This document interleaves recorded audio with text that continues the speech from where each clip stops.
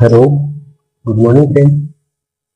आप सभी का हमारे इस यूट्यूब चैनल आरजे क्लासेस में हार्दिक स्वागत है। कल आपको जो एक वीडियो डाला गया था आरबीआई की कहानी, ठीक है, फंक्शन ऑफ आरबीआई, उसका एक पॉइंट कंप्लीट हो चुका था जो था मुद्रा का निर्माण। इस वीडियो को आप कम से कम 2 से 4 बार देख, तब जाके आपकी कोई चीज समझ में आएगी।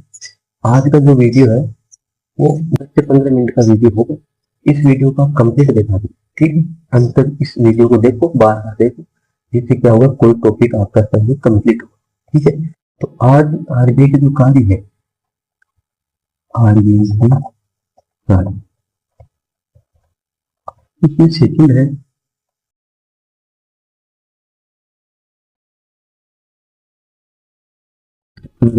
बैंक, और थर्ड है बैंकों का बैंक, बैंकों का,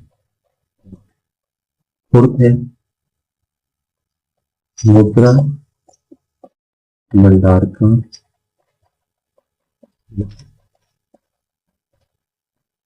फिफ्थ है आंकड़ों का प्रकाशन और संवर्धन,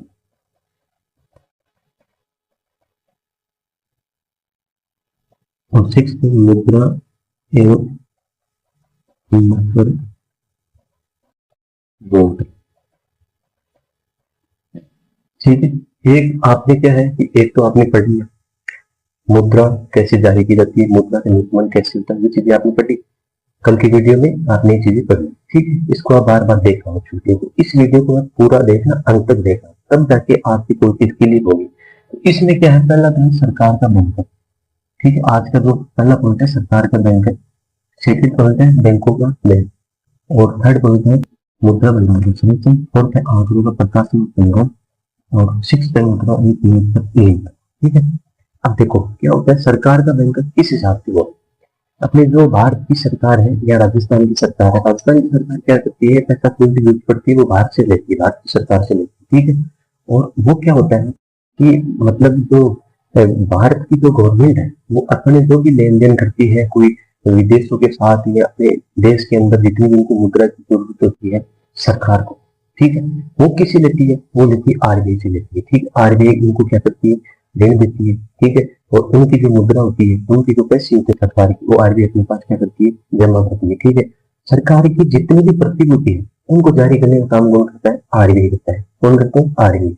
और सारी सब चीजों के नियंत्रण कौन करता है, सरकार की जितने भी मुद्रा से संबंधित है उनके नियंत्रण कौन करता है, आरबीआई करता है, ठीक है। तो ये तो आपका जो पॉइंट है वो गए सरकार का बैंक है, ठीक। अब तो थर्ड पॉइंट है वो क्या है, बैंकों का बैंक। अब देखो जितने भी बैंक है अपने भारत देश में, जितने भी बैंक है या उनकी विदेश के अंदर भी ब्रांच है, ठीक है। तो उन जितने भी बैंक है, कौन कौन से बैंक होगी, ऐसे ही मान लो बैंक ऑफ बड़ौदा मान लो, पीएनबी मान लो, केनरा बैंक मान लो, ठीक है। जितने भी बैंक है उन बैंकों का ऊपर जो बैंक है वो कौन है, आरबीआई। तो आरबीआई को आप ऐसे बोल सकती हो, क्या बोल सकती हो कि वो क्या है, सबका दादा है। क्या है, दादा, ग्रैंड फादर, ठीक है। और दादा होने से क्या हुआ कि इन सब का संरक्षक और नियंत्रण कौन करता है, आरबीआई करता है। तो आरबीआई क्या हुआ, सबका दादा, ठीक है। तो अपने भी घर में क्या होता है कि सबका संरक्षक कौन होता है, कौन होता है, दादा होता है, ठीक है। ध्यान रखना, तभी तो बोला जाता है सौरव गांगुली को दादा, ठीक है। सौरव गांगुली को क्या बोला जाता है, दादा बोला जाता है। आरबीआई को क्या भारतीय बैंकों के अंदर दादा बोला जाता है, और वैसे भी आरबीआई तो सबका दादा, ठीक। तो इस चीज को आपको ध्यान रखना है।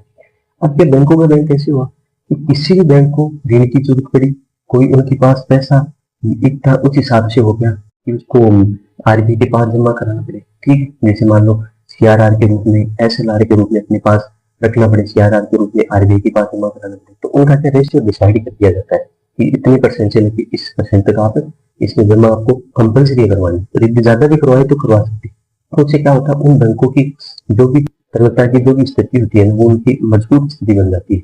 अब आप ऐसे मान सकते हो जैसे ऐसे ही बड़े बैंकों में आता है, बैंक ऑफ बड़ौदा आता है, पीएनबी आता है, इनके क्या होता है, इनके कस्टमर आता है, इनके पास क्या जो रिजर्व रहता है वो भी ज्यादा है, ठीक है। दूसरी बात आरबीआई के इनके पास सहयोग रहता है, ठीक है। तो ये आपस में क्या तरलता को बनाए रखते हैं। अब बैंकों को ऋण देने का काम कौन करता है, आरबीआई करता है। और बैंकों के बाद पैसे जमा होते हैं वो किन के पास जाते हैं, आगे आरबीआई के पास जाते हैं।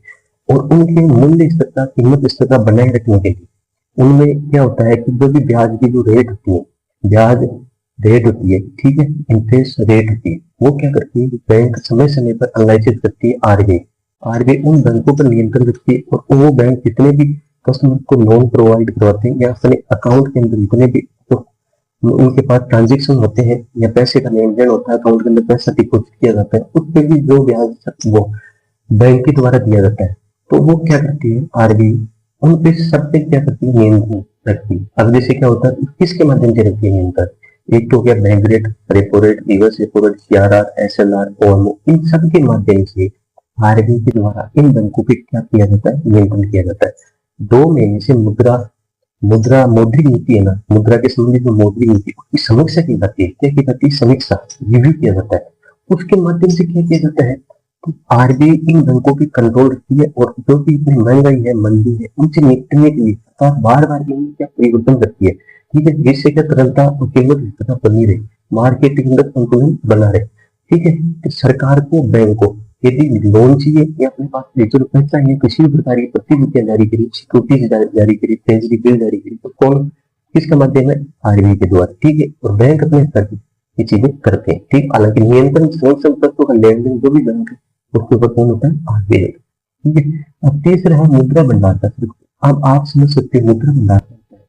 मुद्रा भंडार ये होता है कि जैसे अंतरराष्ट्रीय स्तर पे आईएमएफ, क्या है, आईएमएफ अंतरराष्ट्रीय मुद्रा कोष, ठीक है, इंटरनेशनल मॉनेटरी फंड।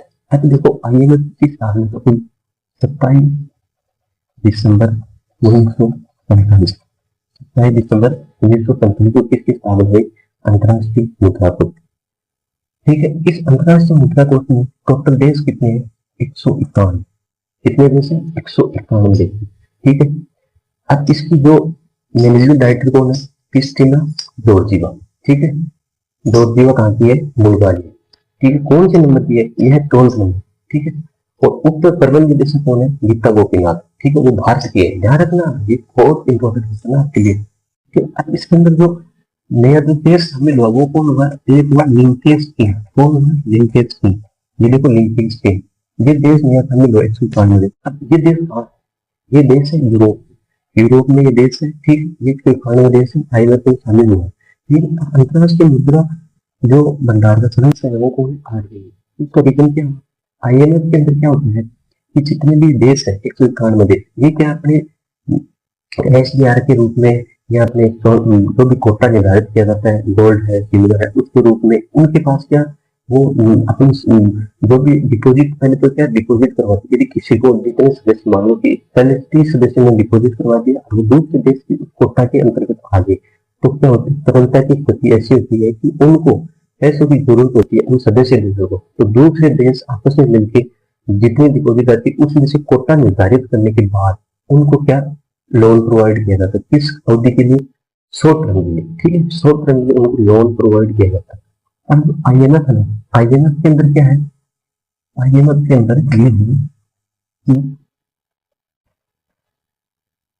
आईएमएफ के अंदर क्या है कि एक तो एसडीआर होता है, क्या होता है, एसडीआर, स्पेशल ड्राइंग राइट, विशेष आर्थिक अधिकार, क्या होता है, विशेष आर्थिक अधिकार, एसडीआर होता है विशेष आर्थिक अधिकार, स्पेशल ड्राइंग राइट्स। एसडीआर में क्या रहता है कि इसके अंदर तो 5 मुद्रा का बास्केट होता है, 5 मुद्रा क्या होती है, 5 मुद्रा की होती है, बास्केट होती है, बास्केट का मतलब होता है टोकरी, टोकरी, टोकरी, ठीक है, टोकरी होती है, क्या होती है, टोकरी, 5 मुद्रा की होती है। इसके अंदर जो पहली मुद्रा है, पहली मुद्रा कौन सी, ध्यान रखना, अमेरिकी डॉलर, ठीक है, अमेरिकी डॉलर का साइन होता है, वो होता है, ठीक है। पहली मुद्रा कौन सी, अमेरिकी डॉलर, उसका इसके अंदर टोटल देश कितनी है, 5, ठीक है, 5 देश, ये यहाँ पे 5 होंगे, पहला है अमेरिका, ठीक, दूसरा है चीन, कौन है, दूसरा कौन सा, चीन, पहला अमेरिका और दूसरा है यूरोप, ठीक है, अमेरिका और थर्ड है चीन, फोर्थ है जापान और पांचवा है हीट। ठीक है, पांचवा क्या है हीट। आप इसको यूनाइटेड किंगडम, इसको आप ब्रिटेन मान सकते हैं, ब्रिटेन मान। ठीक है, तो अमेरिका, यूरोपियन कंट्री और चीन, जापान और यूके,